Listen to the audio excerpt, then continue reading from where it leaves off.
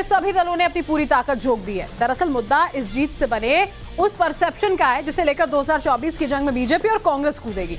नतीजा कुछ भी हो, पर एक बात तय है कि विपक्ष का एजेंडा एक है, हर हाल में मोदी को शिकस्त देना। कांग्रेस को लगता है कि दक्षिण भारत की जमीन से वो एंटी मोदी लहर को बनाकर 2024 में विपक्षी महागठबंधन में अपनी लीडरशिप को मजबूत कर सकती है। तो वहीं विपक्ष की दूसरी पार्टियां भी मोदी लहर को तोड़ने के लिए जातीय समीकरणों को साध रही है। हालांकि विपक्ष का फॉर्मूला अदृश्य है लेकिन तैयार है। लेकिन सवाल यह है कि क्या यह फॉर्मूला मोदी ब्रांड राजनीति को काउंटर करने के लिए वाकई दमदार साबित होगा?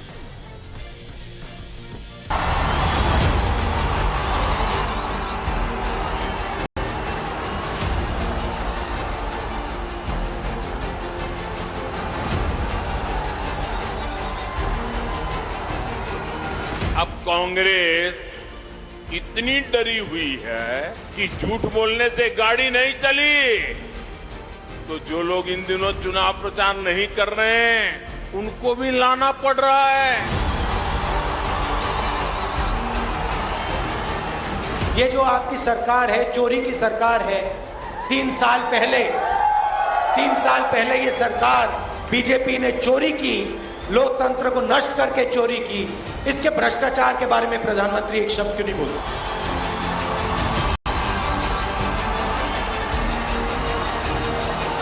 और जो लोग इल्जाम लगाते हैं मुझ पर, मैं तुमको अल्लाह के हवाले करता हूं। लगाओ कितना इल्जाम लगाते, मगर मेरे कदम डगमगाने वाले नहीं हैं। इलेक्शन लड़ूंगा, एक लड़ूंगा, हारूंगा, फिर लड़ूंगा। सब पार्टियों को मिल करके अगला जो पार्लियामेंट का चुनाव होगा तो उसके लिए सब लोग उसके पहले पूरी तैयारी करें। हम चाहते हैं बीजेपी 0 बन जाए।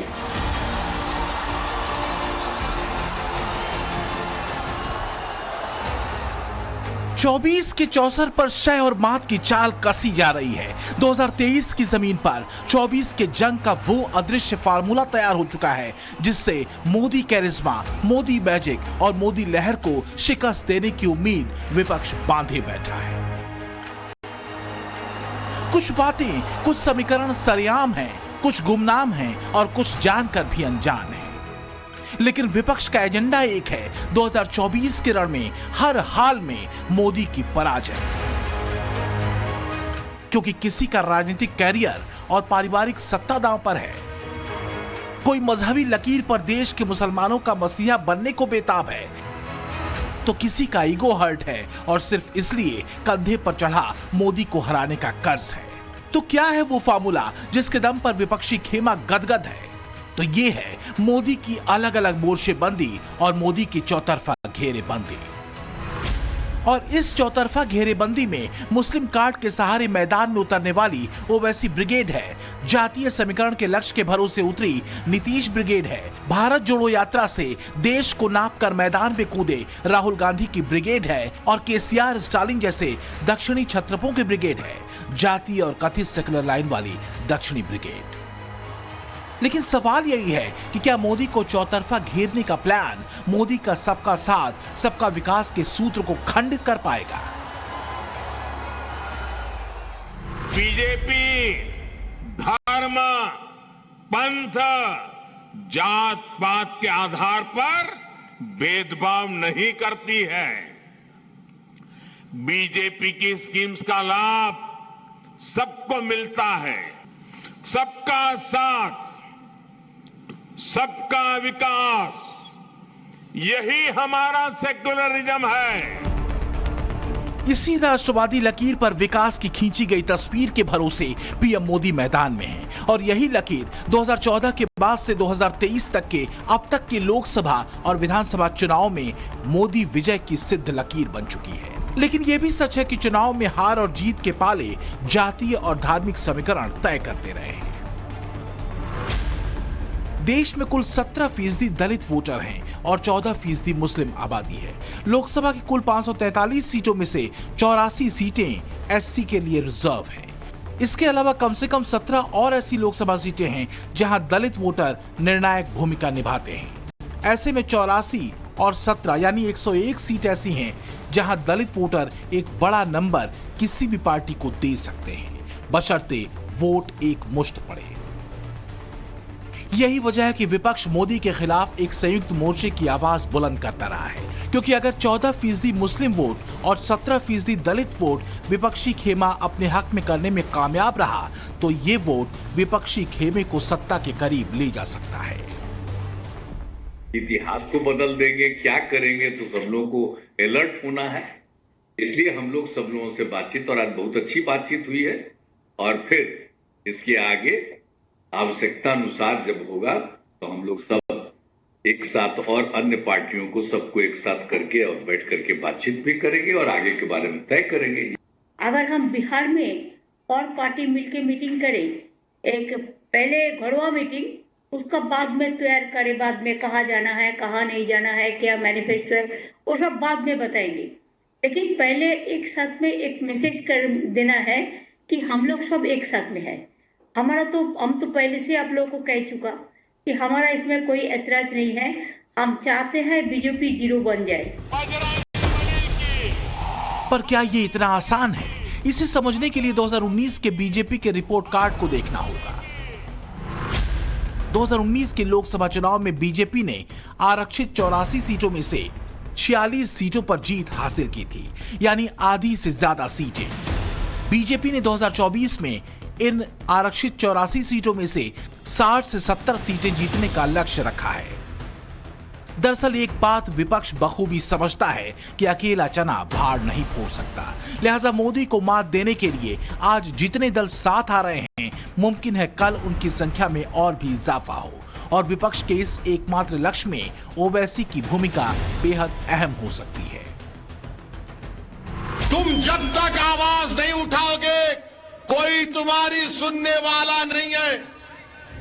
जब बच्चा रोता ना तो तभी अम्मा दूध पिलाती, बच्चा रोए तो अम्मा दूध पिलाती ना। मैं तुमको रोने के लिए नहीं कह रहा हूं, नूरानी कॉलोनी के लोगों, मैं तुमको रोने के लिए नहीं कह रहा हूं। जिसने तुमको 10 साल रुलाया, तुम 10 तारीख को उसको 10,000 मर्तबा रुलाओ। मैं तुमको रोने को नहीं कह रहा, मैं तुमसे कह रहा हूं कि मुस्कुराओ, मुतमईन होकर वोट डालो मजलिस को। दरअसल ओवैसी फैक्टर बीजेपी से ज्यादा विपक्ष के लिए बड़ा सिरदर्द है, क्योंकि ओवैसी मुसलमानों का वोट हासिल करें न करें, विपक्षी कुनबे का वोट काटते रहे हैं। ऐसे में कांग्रेस, समाजवादी पार्टी, टीएमसी और आरजेडी जैसी मुस्लिम वोट बैंक की पॉलिटिक्स करने वाली पार्टियों के लिए ओवैसी एक बड़ी चुनौती की तरह है, और उनके मोदी को मात देने के सपने में सबसे बड़ा रोड़ा। विपक्ष के सामने एक चैलेंज ये भी है कि पिछले करीब 9 सालों में बीजेपी की तरफ मुस्लिम वोट शिफ्ट हुआ है। पसमानदा और शिया मुस्लिमों ने बीजेपी को वोट किया है, और इसकी सबसे बड़ी वजह रही है मोदी सरकार की गरीब कल्याण योजनाएं। कांग्रेस जो कह रही है, इसका मतलब है कि कांग्रेस कर्नाटका को भारत से अलग मानती है। पिछले 9 सालों में करीब एक बात बार बार रिफ्लेक्ट होती रही कि मोदी ब्रांड राजनीति वोट बैंक वाली शॉर्टकट राजनीति नहीं है, बल्कि वास्तव में हर तबके के लिए किया जाने वाला संकल्पबद्ध प्रयास है, जिसमें जनधन योजना, प्रधानमंत्री सुकन्या योजना, अटल पेंशन योजना, डिजिटल इंडिया मिशन, टॉयलेट बनाने का लक्ष्य, प्रधानमंत्री आवास योजना और फ्री राशन जैसी योजनाओं ने मुस्लिमों के गरीब तबके में एक सकारात्मक छाप छोड़ी है। यही वजह है कि 2022 के विधानसभा चुनाव में करीब 8% से ज्यादा वोट बीजेपी को गया। बंधु भगिनीर है, अभी कुछ दिन पहले ही मैं बंडीपुर टाइगर रिजर्व आया था। मैं देश की उपलब्धि को आप लोगों के साथ सेलिब्रेट करने आया था। कर्नाटका के सामर्थ्य को दुनिया को दिखाने के लिए आया था, लेकिन कांग्रेस वालों ने इसको लेकर भी मजाक उड़ाया। कांग्रेस के लोग पूरे लिंगायत समाज को अपशब्द कहते हैं, ओबीसी समाज को अपशब्द कहते हैं। इनको हर बात में वोट बैंक की राजनीति ही दिखती है। बजरंग बली को लेकर भी कांग्रेस ने जो किया उसके पीछे तुष्टीकरण की ही राजनीति है। बीजेपी के लिए यूपी एक बड़ी उम्मीद की तरह है, क्योंकि सबसे ज्यादा 80 सीटों वाला दांव यहां पर है। 2024 की जंग में बीजेपी का लक्ष्य 2014 की सफलता के रिकॉर्ड को तोड़ने का है।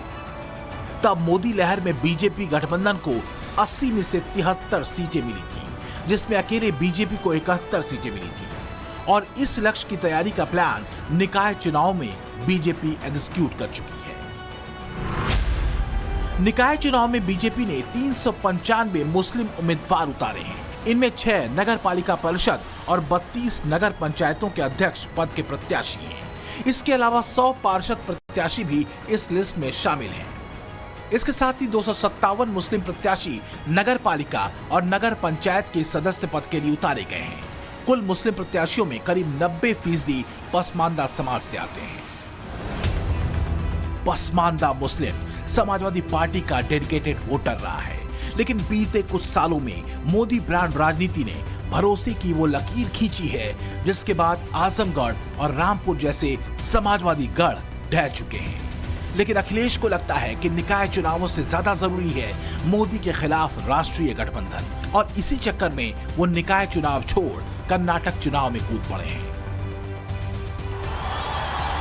2024 में अगर मोदी कल्ट को खत्म करना विपक्ष का लक्ष्य है, तो बहुत कुछ इस बात पर फोकस करेगा कि चुनावों से पहले क्या समीकरण बनते हैं। लेकिन यह भी तय है कि नतीजों में अगर मोदी लहर फिर उठी तो एकता के सारे सुरताल बिगड़ते देर नहीं लगेगी। 2017 में यूपी में कांग्रेस समाजवादी पार्टी गठबंधन और 2019 में समाजवादी पार्टी और बीएसपी गठबंधन का हश्र देश देख चुका है। यही वजह है कि कांग्रेस के साथ गठबंधन को लेकर विपक्षी दलों में अभी भी पसोपेश है। भारत जोड़कर लौटे बदले हुए राहुल गांधी और बेहद एग्रेसिव अंदाज में प्रियंका गांधी उत्तर और पूरब में डूबे कांग्रेस के जहाज को बचाने के लिए दक्षिण के मैदान में है। कांग्रेस को उम्मीद है कि हिंदी बेल्ट में फजीहत की भरपाई दक्षिण से हो सकती है। दक्षिण भारत में आंध्र प्रदेश, कर्नाटक, केरल, तमिलनाडु और तेलंगाना 5 राज्य और केंद्र शासित प्रदेश पुडुचेरी आता है। इन 6 राज्यों में कुल 130 लोकसभा सीटें हैं। 130 में से बीजेपी के पास 22% यानी सिर्फ 29 लोकसभा सीटें हैं। 2019 में कर्नाटक में बीजेपी ने 28 लोकसभा सीटों में से 25 सीटों पर जीत हासिल की थी। 2019 में तेलंगाना की 17 सीटों में से बीजेपी को सिर्फ 4 सीटें मिली थी। जब कांग्रेस आती है तो आतंकवादियों, अपराधियों के हौसले बुलंद हो जाते हैं। कांग्रेस राज में आतंकी और अपराधी आश्वस्त होते हैं कि कांग्रेस का हाथ उन पर है।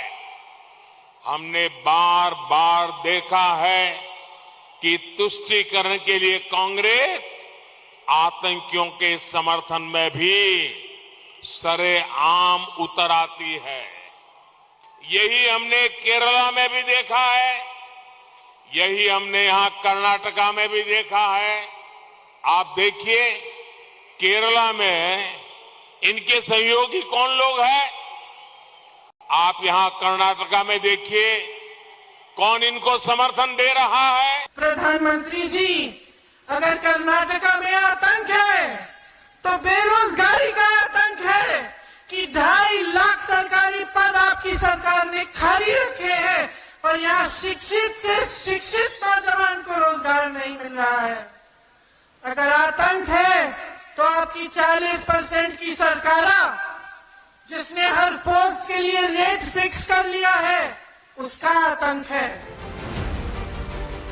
एक बात बहुत सीधी है, वो ये कि राष्ट्रवाद और विकास धर्म की जिस लाइन पर मोदी ब्रांड राजनीति कसी है, उसने जाति के सारे गणित हाल के विधानसभा चुनाव में ध्वस्त किए हैं। जबकि सच ये है कि जातिगत समीकरणों की सबसे कड़ी परीक्षा इन्हीं चुनाव में होती है। रही बात मुस्लिम वोट बैंक की, तो मोदी लहर में इस वोट बैंक के पिछड़े हिस्से ने अपना किनारा खोज लिया है।